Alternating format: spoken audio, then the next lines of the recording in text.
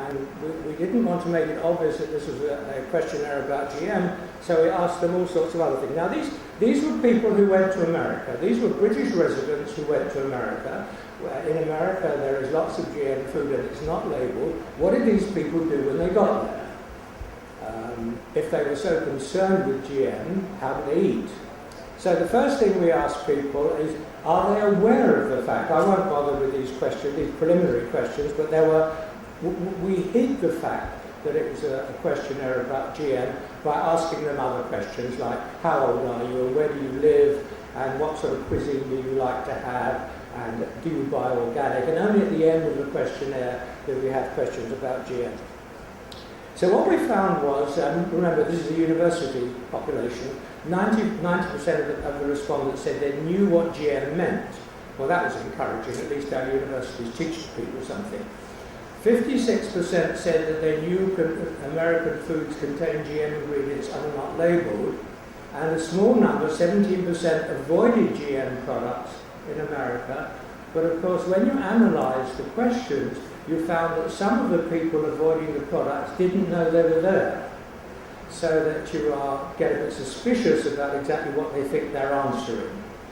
And 29% of those who were aware that there were foods in America tried to avoid them, but when you asked them how did you avoid them, they were unable to tell you.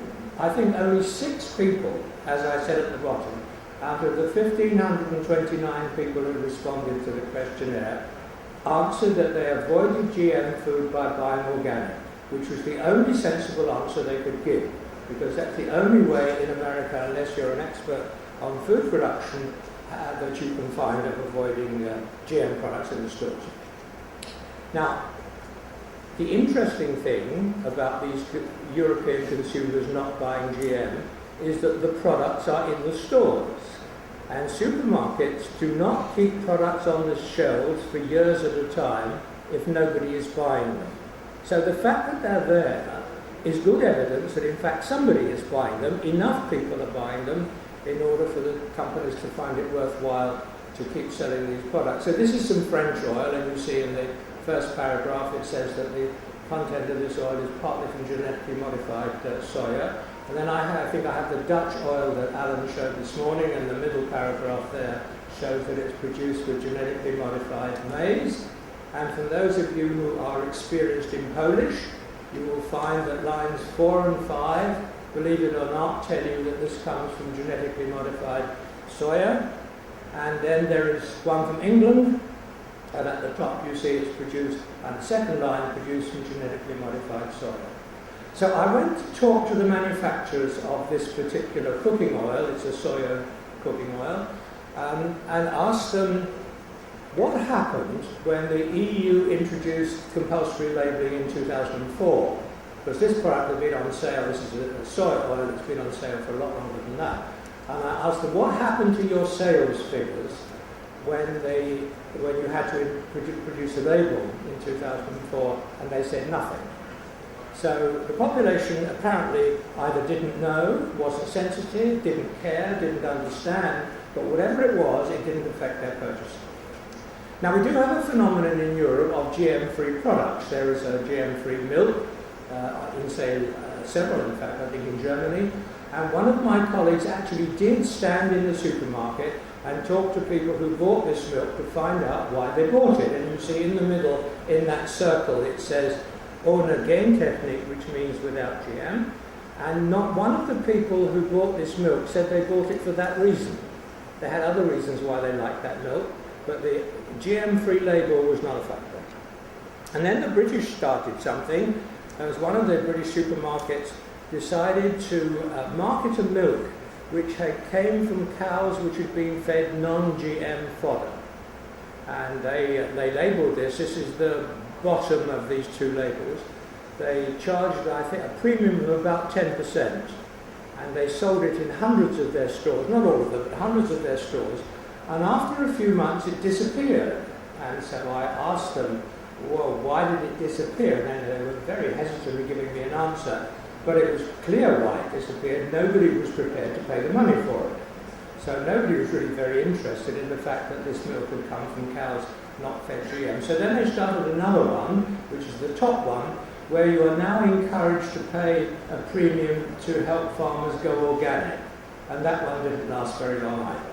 So the British, pragmatic and cynical, don't go for that sort of thing. Now, one of the strange things that's happened, and it happened in about 2006, 2007, is that the newspapers changed their view.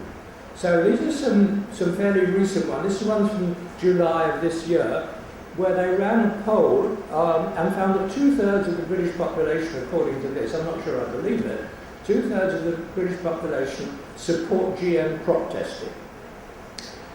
And this is from the Financial Times, why oranges may bring Europe round to GM. This is March of this year. And here we have our two respected political leaders. You may not recognise these characters, but the one on the left is the Labour Party leader and the one on the right is the Prime Minister, who's a Conservative, and they both claim to be backing GM. And the British government officials' position is that they base their decisions on sound science. And that's to say, when EFSA, the European Food Safety Authority, says something is safe, the British government says we accept that. And the British government votes consistently in favour of GM activity in European councils. Then we have another phenomenon. 2 minutes. How long? 2 minutes. 2 minutes. 2 years ago, one of the supermarkets decided that they would introduce GM chicken feed. There had been an understanding that they wouldn't do this. GM cattle feed, one thing, but GM chicken feed, they wouldn't do.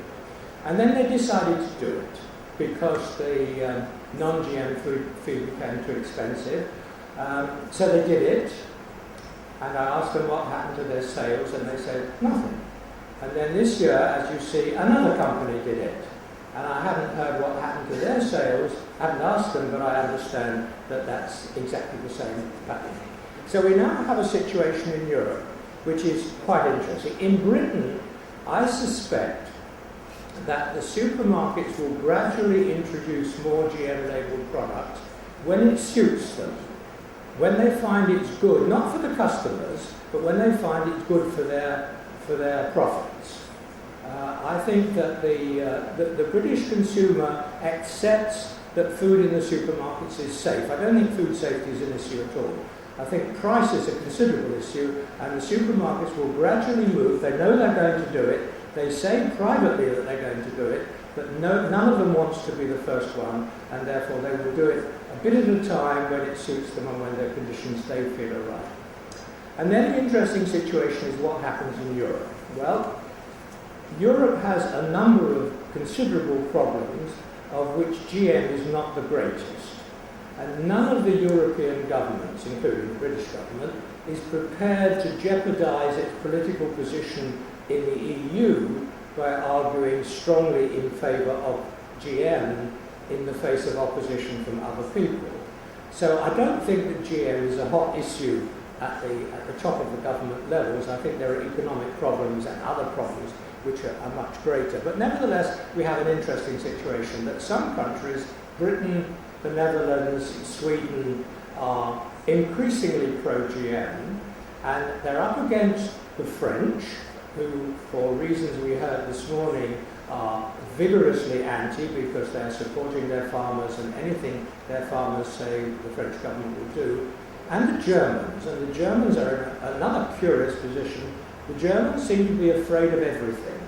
As soon as the tsunami hit the Japanese coast and damaged the reactor, the Germans shut down all their reactors.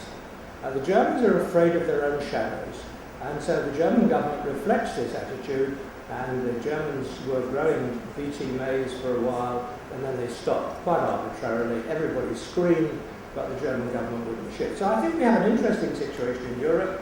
I think the consumers are a minor part of this decision making. I think there are other people who are much more concerned.